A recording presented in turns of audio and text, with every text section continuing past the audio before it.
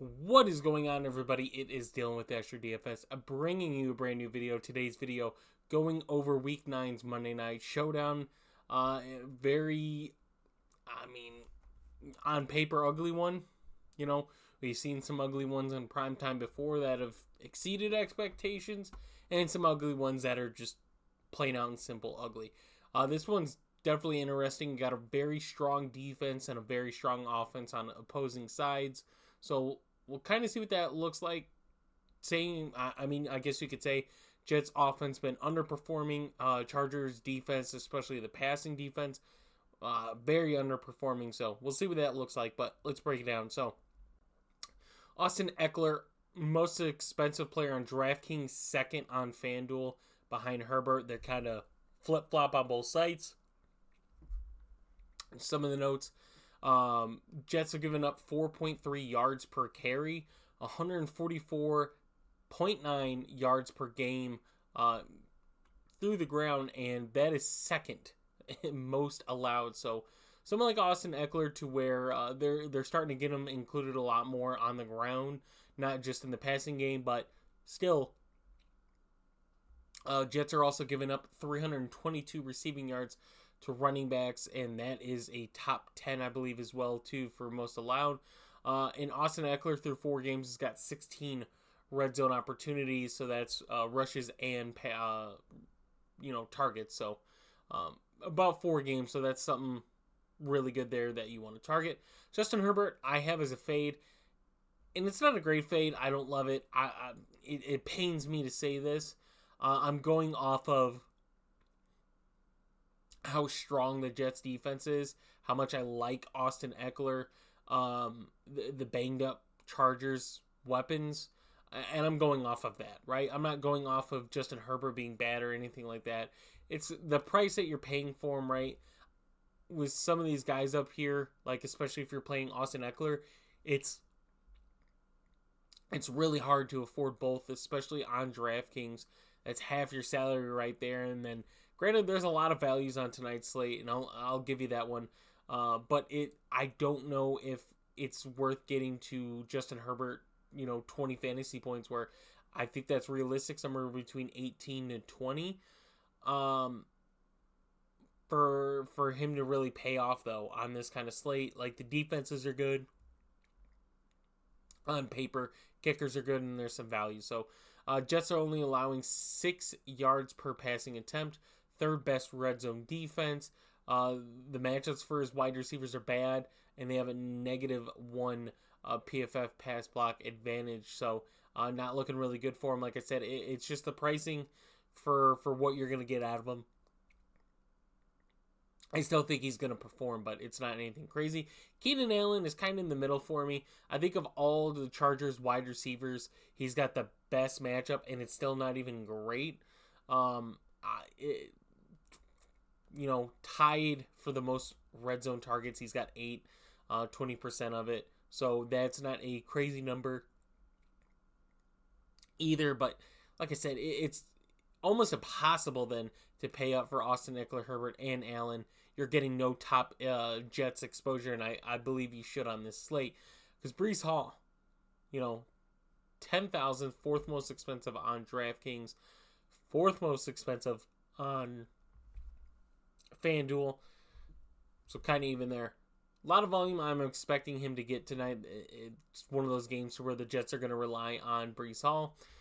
Chargers giving up 384 receiving yards to running backs. That is top 10. I believe it's almost top 5 as well. 43% of the red zone carries, and that number keeps going up. As far as yards per carry and yards a game, it's not great. Especially for the Jets offense. But in the receiving game, Breece Hall should be able to succeed. Haven't seen Dalvin Cook get too much included in the receiving game, so that's a big positive for Breece Hall. Garrett Wilson, though, right below him, both sides yet again, even on their salaries. It's a great matchup for him. Chargers giving up 9 total touchdowns to wide receivers. The crazy number, right, is the red zone target percentage. 57.9. Top 10 in red zone targets, Garrett Wilson is. Chargers giving up 9 total touchdowns to wide receivers. Not all of them come for the red zone, obviously, but 57.9% of the red zone targets go to Garrett Wilson. That's crazy. And over the last 2 games, he's had 25 targets. So Garrett Wilson definitely being included. Right below him is Zach Wilson, another like for tonight. 800 cheaper on DraftKings, Fanduel 1,000. So yet again, pricing very similar on both of the sites. Very cheap for a quarterback on a Showdown site. Usually quarterbacks are 9,000 and above. On DraftKings, Fanduel, it's usually 14,000 and above. So it's very uncommon to see a quarterback this cheap on a Showdown slate, especially facing a defense that's given up the most passing yards, right? 8.4 yards per attempt allowed by this Chargers defense.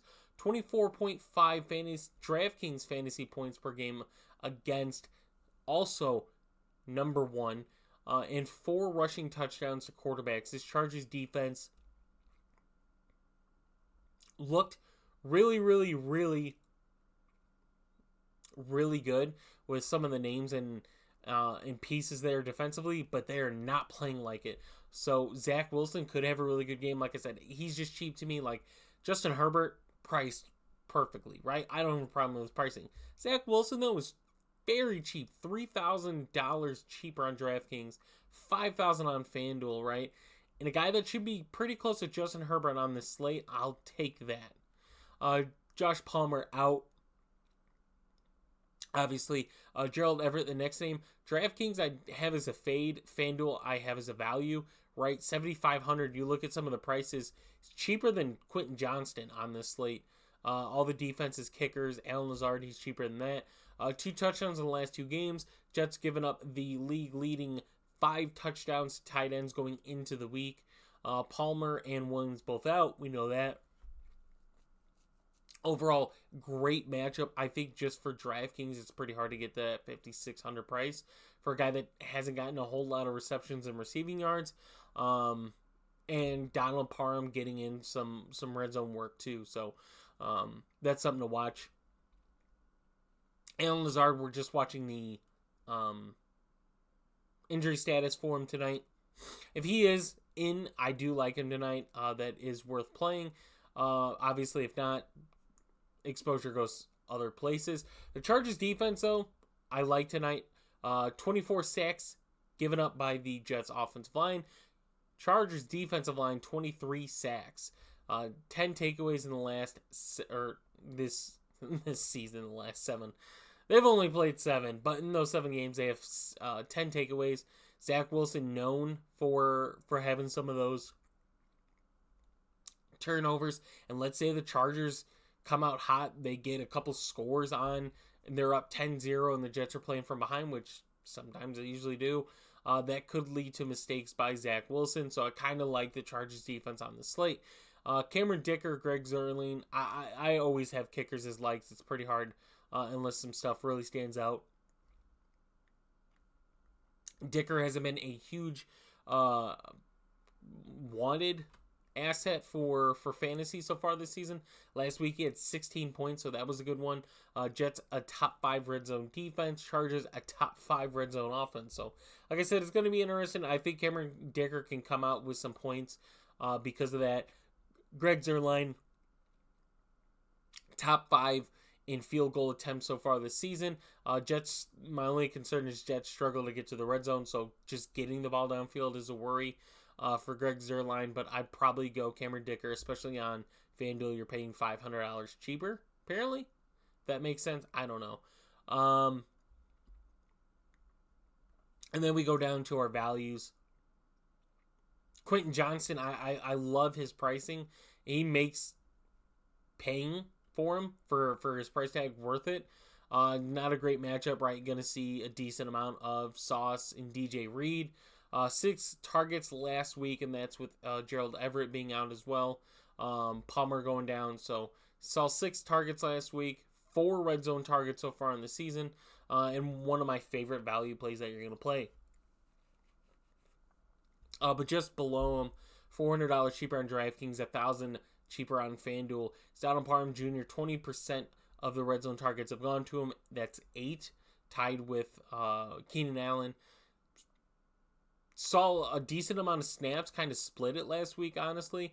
But now Gerald Everett's back. But, I mean, we've kind of seen Donald Parham,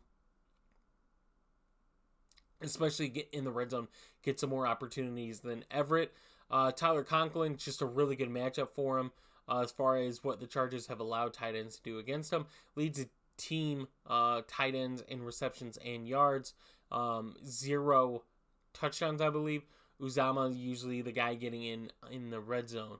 Fioka, Davis, and Guyton, that's another name. He's not on the slate yet. They haven't added him. I don't know if he's going to be active, but either one of those three, like, I would imagine Guyton's going to be pretty dirt cheap too. But 600 and 255, 6,000. So, I mean, you can pretty much, the matchup's going to be bad, but for the potential snaps that they're going to see, that price point's really good. So, don't mind those guys as well. There's some other plays down here that you could see. Dalvin Cook is pretty cheap on both sides. Same thing with Josh Kelly. I think Randall Cobb, if Alan Lazard's out, it's an interesting one. Xavier Gibson's another one if Lazard's out, but nothing really stands out as far as putting them in as value. So, I hope you guys did enjoy. If you guys did, please leave a like and subscribe. We had a really good week yesterday for the main slate, so it was a big takedown. But if you guys are interested in these spreadsheets, questions, and joining us, the link for that will be in the description down below. I will see you guys in the next one.